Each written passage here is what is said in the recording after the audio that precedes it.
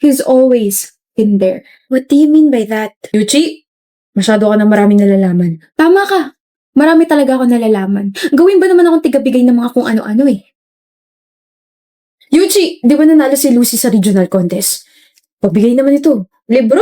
Isa sa mga libro ng favorite author niya, di ba mahilig siya sa fantasy? Deserve niya rin magpahinga kasi grabe yung stress na inabot niya eh.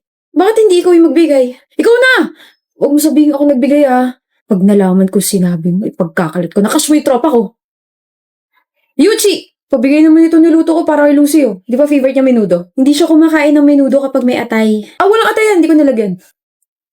Bigay mo ha, pero huwag mo sasabihin ako yung nagbigay. Kapag nalaman kong sinabi niya, ipagkakalat ko na nandulas ka sa hagdan. Kanino to? May... Payong! Ang timing naman kung kailan umuulan. Sa akin! Sa akin galing yan. Eh bakit nilagay mo pa sa paper bag? Regalo ko sa'yo, lagi mo kasi nakakalimutan magdala ng payong. Oh. Grabe talaga to si Yuji. Sa ibang school na nga pumapasok pero consistent pa rin. May kausap ka? Oo, yun nasa tabi mo. May sakit si Lucy? Oo, finals kasi kaya walang maayos na tulog. Mapadlagi siya sa mga libro niya. Anyway, in-update lang kita kasi updater mo ka, diba? Nasa dorm kayo? Oo. Sige. Hello? He. Binabaan ako. Oh, nandito ka talaga? Diyan na sa paper bag lahat ng mga kailangan niya. Gamot para sa ubo, sipon, tsaka lagnat. May thermometer na rin dyan para ma-check mo yung temperature niya. Tapos meron dyan maliit na thermostat bottle. May nakalagay na lugaw dyan na niluto ko. Tapos meron dyan towel. Basahin mo na maligam-gam. Tapos ikaw na lang kaya magbigay. Sabihin mo na kasi sa kanya. Ayoko. Basta Yuchi, wag kong sabihin sa kanya na you just traveled 2 hours to give her these things. Oo na, gets ko na. Basta Eugene Oo na, ilalakad kita doon sa blockmate ko. Pero, thank you. Istodbo ka sa date namin ng boyfriend ko, alam mo ba yun? O Yuchi, kung hindi dahil sa akin, hindi mo magiging boyfriend yung dati kong blockmate ha. Oo na, nga pala, Lucy rented a new dorm para makapag-revision ng maayos sa ALE. Hindi ko magte-take? Hindi, but I can visit her. Ano na naman yung ibibigay mo? Care package para sa kanya. Wow. May mga pencils na dyan na pinatusahan ko ha. May mini fan, may chocolate, candies, notepad, highlighters, ballpen, tsaka notebook. Eh ako na yung kaibigan mo na palaging tinutulungan ka. Nasaan yung akin? May nagkikare na sa'yo, okay na yun. Alam mo, sana maging kayo na ni Lucy. Paano pag nagka-boyfriend siya? Eh di, titigil na ako. Tapos wala kang babanggitin sa kanya, wala kang sasabihin sa kanya? Oh, I'm happy naman na natutulungan ko siya. Okay na, Karan. At yun ang kwento kung ano yung nangyari sa loob ng 10 taon. Exit na ako. Bye. Daldal talaga nun. Sorry Lucy, kasi hindi ko sinabi sa'yo kasi di ba sabi ko dati na ayoko ma-distract ka. Aware ako. Huh? All this time, Eugene, aware ako na nandyan ka. Huh? I was upset when I noticed na bigla kang lumayo after your confession kasi I was expecting na you'll keep talking to me when I rejected you. Pero may na-realize ako nung college ako. Yuchi kept giving me these things, these cute and memorable gifts, and then narinig ko yung pangalan mo from her. Pero nagbingi-bingihan ako kasi feeling ko ayaw mo talagang sabihin sa akin na ikaw yung nagbibigay nun. Grabe talaga to si Yuji. Sa ibang school na nga pumapasok pero consistent pa rin. May kausap ka? Oo, yun nasa tabi mo. Galing kay Eugene. Lugaw, gamot.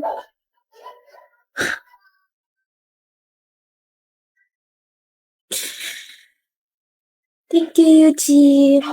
Care package. Di ka naman galing kay Eugene eh. Galing ka kay Eugene. Eugene! Mag-aaral lang ako. After I passed my board exam, akala ko kakausapin mo na ako but you still stayed in the shadows. Ever since I saw your efforts, I was waiting for you to come out, Eugene. And then 10 years later, until now, hindi ko kayang gumusto sa iba. Kasi hinihintay kita. Kung hindi pa sinabi ni Eugene, kailan ka magsasabi? Ngayon sana. Ngayon sana ako aamin. May stable jobs na kasi tayo, diba? Tapos alam ko hindi na ako makakadistract sa'yo. So, ngayon sana ako aamin. Di pa naman Tayo late, di ba? Hindi walang late-late.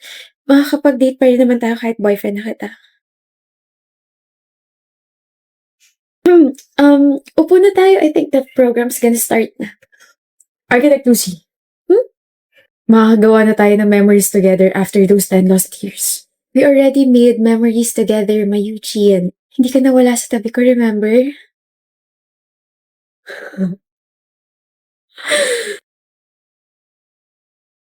Vixen, may tanong ako. Pwede mo naman akong tawagin na hindi nagugulat? Tigilan mo na kasi magkape. Kahit papiliin mo kung ikaw o kape, kape pa rin yung mamahalin ko. Hindi naman kita binibigyan ng options, visit ka talaga. Ano ba kasi yun at ginagambala mo na naman yung poging katulad ko? I'll just ask a question and please, huwag mo akong tatawanan, okay? Kung mag-alala, di ka pa nga nagtatanong, natatawa na ako sa'yo eh. Dali na, my time is precious. What's the question? My precious. Paano mo malalaman kapag in love na yung isang tao? In love ka? Hindi! May umamin sa'yo? May nagpaparamdam sa'yo? Wow, Ariela, bago yan May na-in love sa'yo? Curious lang, like, bigla na lang siya pumasok sa isip ko. Before you answer my question, siguraduhin mo munang maayos yung sasabihin mo dahil kung hindi, papakain ko sa'yo tong crumpled paper na nasa kamay ko. Wow! Ako na nga tong nagambala, ako na nga tong napagtanungan, ako pa to ite-threaten. Faster! Okay, fine. Kapag in love ka, bumabagal yung kilos ng taong yun. Bumabagal yung kilos ng taong yun. Panatag yung loob ko kasi hindi naman pala ako in love.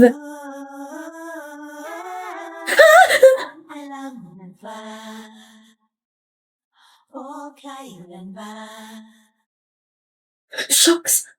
Nag-slow mo siya? Nag-slow mo si Vixen? In love ako kay Vixen. I'm probably dreaming. Like, hindi to totoo. There's no such thing as slow-mo in real life. Kinakausap mo na naman sarili mo. Bakit parang gulat na gulat ka dyan? You're not in slow-mo anymore. Finally! Nagsasabi mo. Nothing. Nga pala, I forgot to tell you sa in love na yan. What?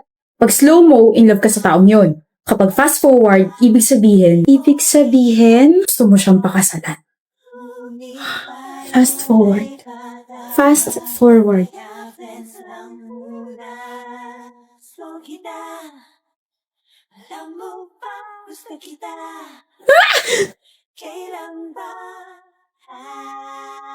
Una slow-mo, tapos ngayon naka-fast forward na si Vixen. This is insane!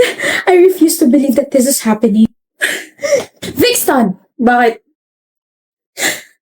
Pinabaliw mo ako. Simula na sinabi mo kung paano malalaman kapag in love na isang tao, feeling ko bigla akong nabaliw sa'yo. Kapag nakikita kita, nagsuslow mo tsaka nagpa-fast forward ka. Anong ginawa mo sa akin? Why are you laughing? Ariela. What? I was just joking. Hindi ka pa nasanay sa akin na palagi kang inaasar? Naniwala ka talaga sa sinabi kong slow-mo tsaka fast forward? Hindi totoo yun? Hindi. What about your actions? Nakita kita nag-slow-mo ka tsaka nag-fast forward ka. Now tell me! Scripted yun. I knew it! Next time, kapag may sinabi ka, hindi na ako maniniwala sa'yo.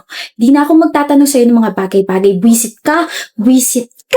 Sorry na, Ariela. Hindi rin na paniniwalaan mo yung mga sinabi ko Kaya pala parang ang weird kasi I know I like you pero love?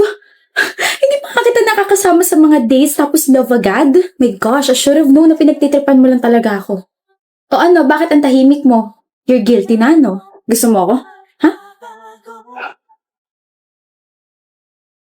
Gusto ko ulit marinig yun. Ayaw ko. Iba yata yung naririnig ko Naririnig ko yung heartbeat mo. That's impossible. You can't... My bad. Naririnig ko pala yung sa akin. Tawag ka na ng girlfriend mo. Tawag mo ako? I mean, tawag ka na ng girl. Wala akong girlfriend, Ariela. Wala rin ako nililigawan at wala akong ibang gusto. Hindi ko naman tinatanong. I'm just informing you. Alis ka na. Date tayo. Pwede? At bakit? Hindi pa nawawala inis ko sa'yo So kapag nawala na, pwede na? Ganyan ka lang naman kasi umamin ako bigla Hindi naman ako magpapapansin sa'yo kung hindi kita gusto. Okay? Let's have a date. One date lang. Okay. One date and I'll make sure matadagdagan pa yun. See you, Ariela. Never! Hi, babe. Stop right there. kita. 187th date with Vixton. Naalala ko tuloy dati, sabi mo isang date lang. Never ka pa dyan dati ah. Kasi naman, I felt so hard after our third date. Kaya sabi ko, hindi na kita pakakawalan. Kasi you made me realize kung anong feeling ang ma-in love sa taong gusto mo. And anong na-feel mo nun? Safe, genuine, and completeness. Until now, yun pa rin yung pinaparamdam mo sa akin, ah. Kahit nauto kita sa slow-mo at fast-forward, I love you, Ariela. Kahit nakakabwisit ka, Vixton, mahal din kita. Sorry. Alam ko. Alam mo alin? Ha? Alam kong gwapo ko, so please huwag mo na akong titigan. Alam ko rin, na gusto mo nang ihampas sa akin yung dala mong bag. Iba na talaga mga kabataan eh. Ang kapal na mga magbuhat ng sariling bag. Kala ko naman kapag nag-college na ako, pwede na ako magsuot ng kahit naan. Ha-uniform pa rin pala. Init no? Pero at least we don't have to think kung ano yung pwede natin suotin araw-araw, di ba? Ah, Draven nga pala. Marketing irregular student. Okay, ano pangalan mo? Alam kong hindi mo ako titigilan base dyan sa mukha mo. Gladys, ayoko maging friends tayo. Ayoko. Sige, best friends na lang. Gladys! Masakit dyan mo? Lagi ka na lang kasi nakahawak dyan. Ito. May abs kasi ako eh. Nag-aalala ka na sa akin na Bored lang ako. lalambot din yung puso mo sa akin. Gladys, what is the meaning of this? Bakit di mo kayo hintay? Tagal mo eh. Sabi mo sabay tayo pumasok. Di mo kayo mag-isa? Hindi. Ako sa'yo. Gladys, may iba ka pa bang friend? Wala. Meron! Ako, pinilit mo kaya ako. Pero, hindi mo ba trip yung iba nating mga blockmates? Trip. And bakit hindi ka nakikihalubilo sa kanila? Dito ka na lang lagi sa likod nakapwesto like me. Trip ko sila pero hindi ko masabayan yung trip nila. Okay na. Ako? Sasabayan kita sa trip mo kahit lumangoy ka pa sa fish pond. Yung mga trip kong kaibigan, tahimik. Tahimik ako. Tahimik ako, Gladys. Promise. Sorry kung hindi ako nakapunta sa family dinner nyo kagabi ah.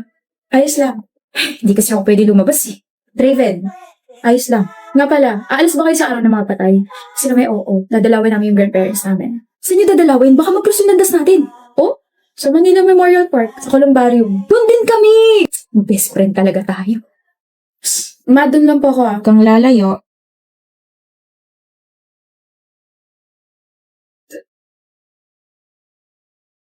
Draven Galvez. You know my brother? Oh? Brother? I'm sorry, I'm just surprised. First time kasi na may ibang tao lumapit sa vault niya. Draven Galvez? Draven Galvez, kilala mo ba siya? He doesn't have any friends, pero based from your reaction, parang kilalang kilala mo siya. Patay na siya? Huli ka na sa balita. Since last year pa, 2 saksak sa tiyan. He was murdered inside the campus. Gladys, Bakit nandito ka sa campus? Araw ng mga patay na. Bakit naka-uniform ka? Bakit? Totoo ba? Totoo bang patay ka na? sorry, hindi ko sinabi. Naghihintay ako eh. Naghihintay? Naghihintay ako na may makita sa akin dito sa campus at madalaw ako ng taong yun sa vault ko. Yun yung huli kong kailangan gawin bago ako payagang makaalis dito sa school. I sometimes wonder bakit laging malungkot yung mga mata mo. Na kahit nangiti ka, natawa ka, hindi yun nawawala. Na parang nanghihingi ng tulong. Kaya pala palagi kang nakahawak sa tiyan mo. Kaya pala hindi ka man lang tinitignan ng ibang blockmates ko. Kaya pala parang may pumipigil sa aking hawakan ka. Kaya pala kapag nag-uusap tayo, people were giving me weird stares. Yun pala, patay ka na. Matagal na. Takot ka na ba sa akin? Hindi ako nagsisisi sa Draven. Masaya ako na nakilala kita. Hindi ba pwede dito ka na lang?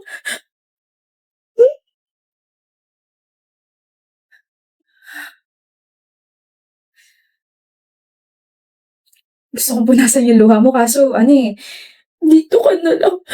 Gladys, hindi na pwede. Thank you. And sorry kung iiwan na kita rito ah. Kailangan ko na magpahinga na tuluyan eh.